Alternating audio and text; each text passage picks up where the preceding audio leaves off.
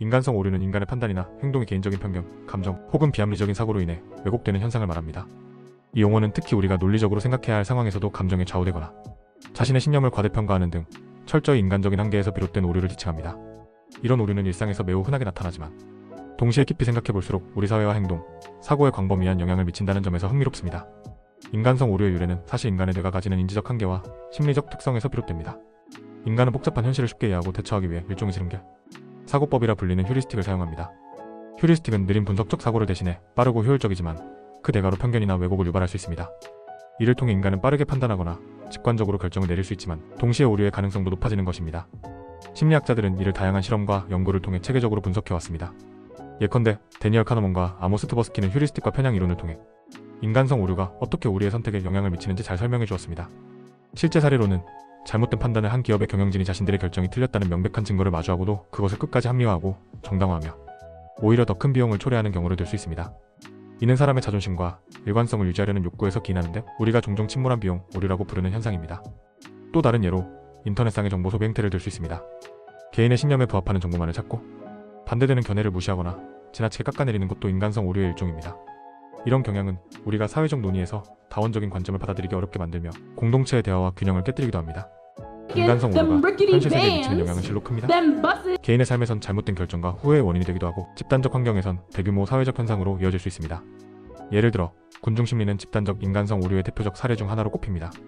투표와 같은 정치적 이벤트에서도 선거를 앞둔 개인은 자신이 지지하는 정당이나 후보에 대한 정보를 과도하게 긍정적으로 받아들이고 상대방에 대한 정보는 무조건적인 부정으로 일관하는 경우가 빈번합니다.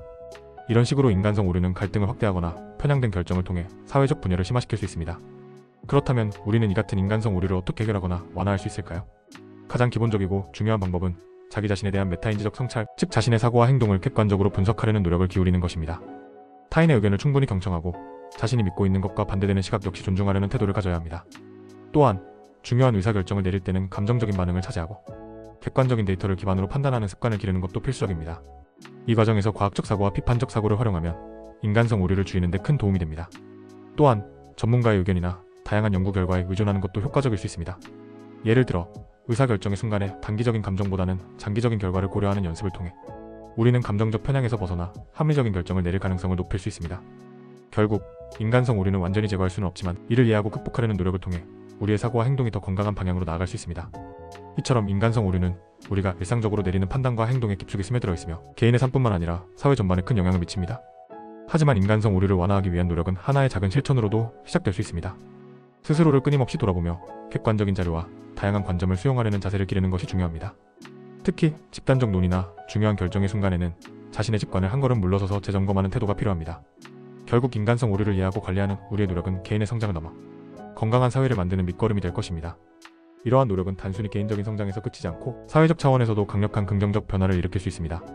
집단 의사결정이나 정치적 논의를 할 때 우리가 한층 더 비판적이고 객관적인 자세를 갖춘다면 불필요한 갈등을 줄이고 더 나은 합의를 도출할 가능성이 커집니다.